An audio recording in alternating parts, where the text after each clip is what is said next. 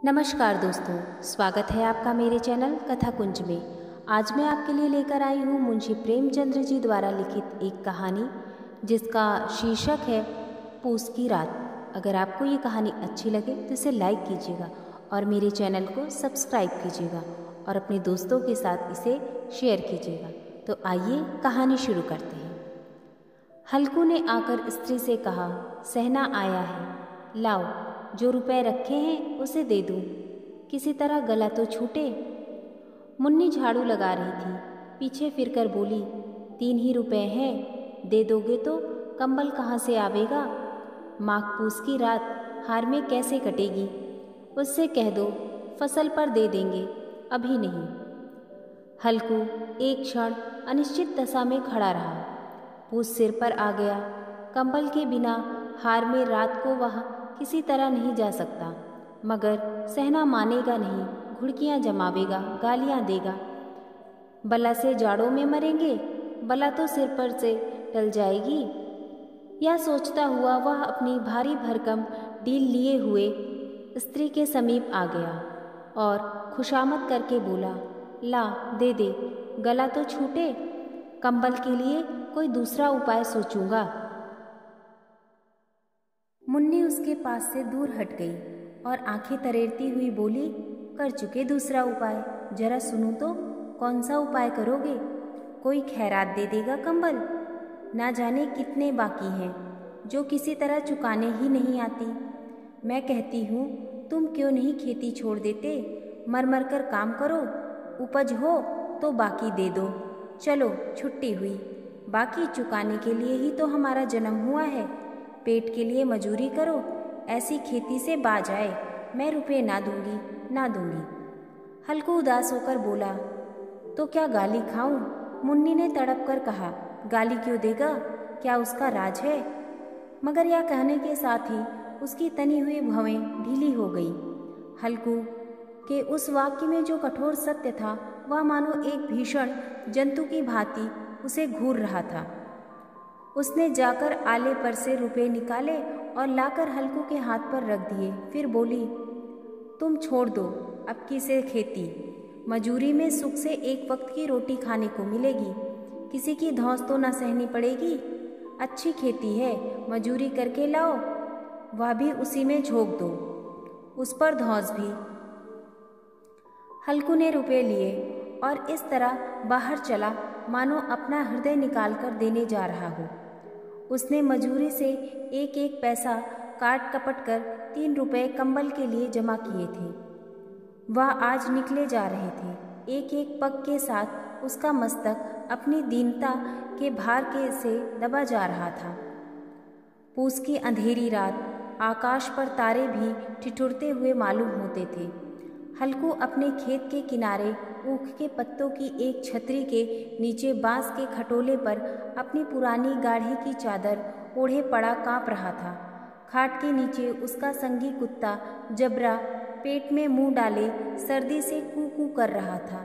2 में से एक को भी नींद ना आती थी। हल्कू ने घुटनियों को गर्दन में चिपकाते हुए कहा, क्यों जबरा, जाड़ा लगता है? लगता तो था, घर में पुआल पर लेटा रहे, तो यहाँ क्या लेने आए थे? अब खाओ ठंड, मैं क्या करूँ?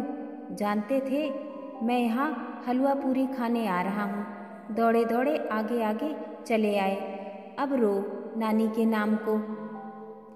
जबरा ने पड़े पड़े दुम हिलाई और अपनी कूकू को दीर्घ बनाता हुआ एक बार जम्हाई लेकर चुप हो गया। उसने अपनी श्वान बुद्धि से शायद ताड़ लिया, स्वामी को मेरी कूकू से नींद नहीं आ रही है। हल्कू ने हाथ निकालकर जबरा की ठंडी पीठ सहलाते हुए कहा, कल से मत आना मेरे साथ, नहीं तो ठंडे हो जाओगे। यह राण पछुआ ना जाने कहाँ से बर्फ लिए आ रही है। उठूं फिर एक चिलम भरूं, किसी तरह रात तो काटे। 8 चिलम तो पी चुका, यह खेती का मजा है। और एक एक भगवान ऐसे पड़े हैं जिनके पास जाड़ा जाए तो गर्मी से घबराकर भागे मोटे मोटे गद्दे, लिहाफ, कंबल। मजाल है जाड़े का गुजर हो जाए। तकदीर की खूबी, मजूरी हम करें, मजा दूसरे लूटे। हल्कू उठा, गड्ढे में से जरा सी आग निकालकर चिलम भरी। जबरा भी उठ बैठा। हल्कू ने चिलम पीते हुए कहा, पिएगा चिलम? जाड़ा तो क्या जाता है, जरा मन बदल जाता है। जबरा ने उसके मुंह की ओर प्रेम से छलकती हुई आंखों से देखा। हल्कू, आज और जाड़ा खा ले, कल से मैं यहाँ पुआल बिछा दूंगा, उसी में घुसकर बैठना, तब जाड़ा ना लगेगा। जबरा ने अपने पंजे उसकी घुटनियों पर रख दिए और उसके मुंह के पास अपना मुंह ले गया। हल्कू को उसकी गर्म सांस लगी। चिलम पीकर हल्कू फिर लेटा और निश्चय करके लेटा कि चाहे कुछ हो अब की सो जाऊंगा। पर एक ही क्षण में उसके हृदय में कंपन होने लगा। कभी इस करवट लेटता, कभी उस करवट, पर जाड़ा किसी पिशाच की भांति उसकी छाती को दबाए हुए था। जब किसी तरह ना रहा गया तो उसने जबरा को धीरे से उठाया और उसके सिर को थपथपाकर उसे अपनी गोद में सुला लिया। कुत्ते की देह से जाने कैसी दुर्गंध आ रही थी, पर वह उसे अपनी गोद में चिपटाए हुए ऐसे सुख का अनुभव कर रहा था जो इधर महीनों से उसे ना मिला था। जबरा शायद यह समझ रहा था कि स्वर्ग यही है और हल्कू की पवित्र आत्मा में तो उस कुत्ते के प्रति घृणा की गंध तक ना थी। अपने किसी अभिन्न मित्र या भाई को भी वह इतनी ही तत्परता से गले लगाता। वह अपनी दीनता से आहत ना था जिसने आज उसे इस दशा को पहुंचा दिया। नहीं, इस अनोखी मैत्री ने जैसे उसकी आत्मा के सब द्वार खोल दिए थे और उनका एक एक अणु प्रकाश से चमक रहा था। सहसा जबरा ने किसी जानवर की आहट पाई। इस विशेष आत्मीयता ने उसमें एक नई स्फूर्ति पैदा कर दी थी जो हवा के ठंडे झोंकों को तुच्छ समझती थी। वह झटपट उठकर और छपरी से बाहर आकर भौंकने लगा। हल्कू ने उसे कई बार चूम कर बुलाया पर वह उसके पास ना आया। हार में चारों तरफ दौड़ दौड़कर भौंकता रहा। एक क्षण के लिए भी आ जाता तो तुरंत ही फिर दौड़ता। कर्तव्य उसके हृदय में अरमान की भांति ही उछल रहा था। 1 घंटा और गुजर गया। रात ने शीत को हवा से धकधकाना शुरू किया। हल्कू उठ बैठा और दोनों घुटनों को छाती से मिलाकर सिर को उसमें छिपा लिया। फिर भी ठंड कम ना हुई। ऐसा जान पड़ता था सारा रक्त जम गया, धमनियों में रक्त की जगह हिम बह रहा है। उसने झुककर आकाश की ओर देखा। अभी कितनी रात बाकी है। सप्तऋषि अभी आकाश में आधे भी नहीं चढ़े। ऊपर आ जाएंगे तब कहीं सवेरा होगा। अभी पहर से ऊपर रात है। हल्कू के खेत से कोई एक गोली के टप्पे पर आमों का एक बाग था। पतझड़ शुरू हो गई थी। बाग में पत्तियों का ढेर लगा हुआ था। हल्कू ने सोचा चलकर पत्तियां बटोरूं और उन्हें जलाकर खूब तापूं। रात को कोई मुझे पत्तियां बटोरते देखे तो समझे कोई भूत है। कौन जाने कोई जानवर ही छिपा बैठा हो, मगर अब तो बैठे नहीं रहा जाता। उसने पास के अरहर के खेत में जाकर कई पौधे उखाड़ लिए और उनका एक झाड़ू बनाकर हाथ में सुलगाता हुआ उपला लिए बगीचे की तरफ चला। जबरा ने उसे आते देखा तो पास आया और दुम हिलाने लगा। हल्कू ने कहा, अब तो नहीं रहा जाता जबरू, चलो बगीचे में पत्तियां बटोर के तापें, ठाढ़े हो जाएंगे तो फिर आकर सोएंगे, अभी तो बहुत रात बाकी है। जबरा ने कूकू करके सहमति प्रकट की और आगे आगे बगीचे की ओर चला।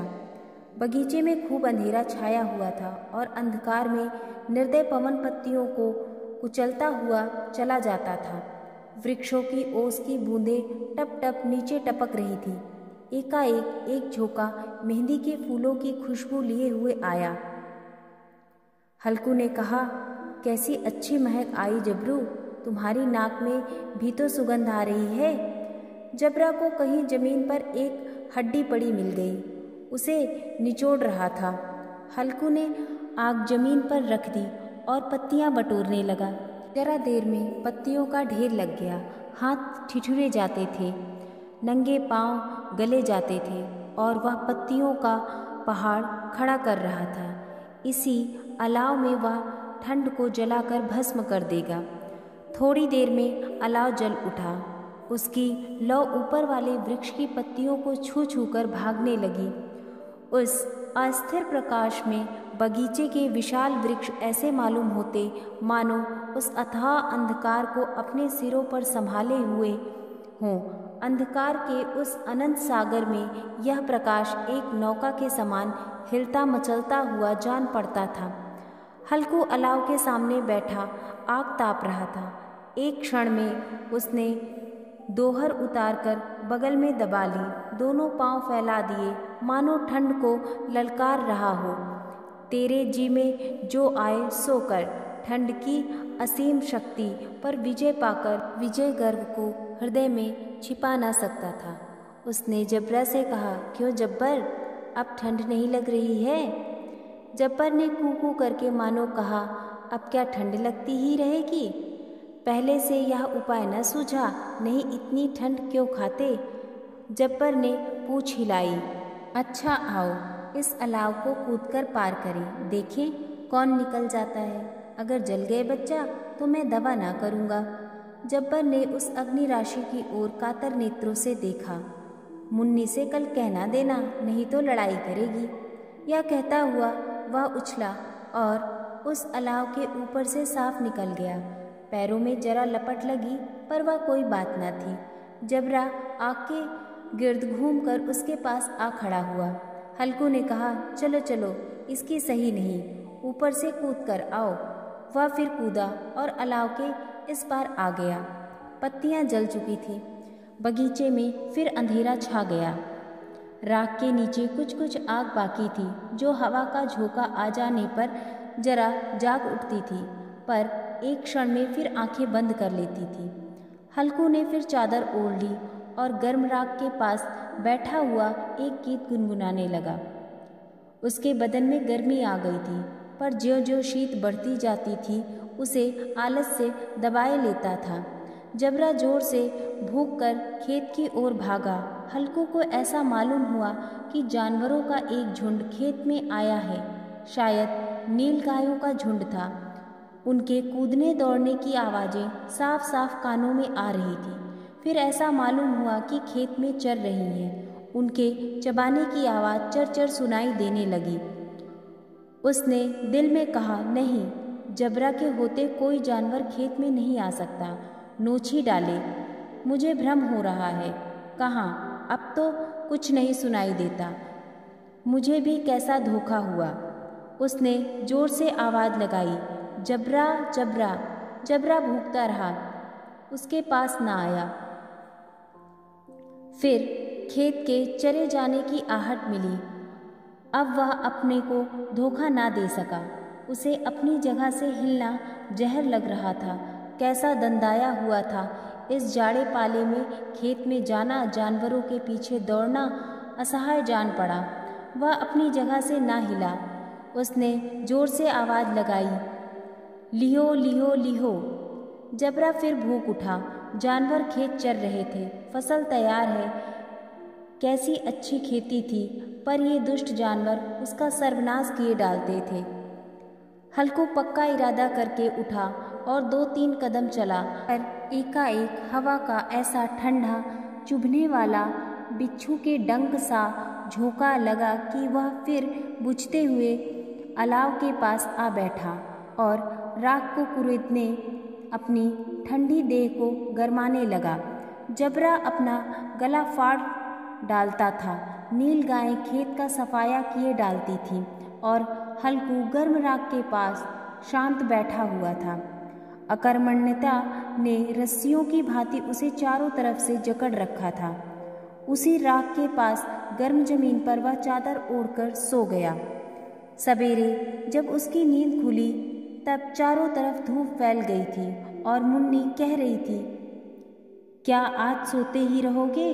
तुम यहाँ आकर रम गए और उधर सारा खेत चौपट हो गया। हल्कू ने उठकर कहा, क्या तू खेत से होकर आ रही है? मुन्नी बोली, हाँ, सारे खेत का सत्यानाश हो गया। भला ऐसा भी कोई सोता है? तुम्हारे यहाँ मड़ैया डालने से क्या हुआ? हल्कू ने बहाना किया, मैं मरते मरते बचा, तुझे अपने खेत की पड़ी है। पेट में ऐसा दर्द हुआ कि मैं ही जानता हूँ।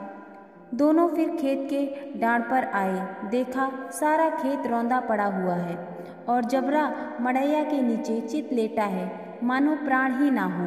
दोनों खेत की दशा देख रहे थे। मुन्नी के मुख पर उदासी छाई थी, पर हल्कू प्रसन्न था।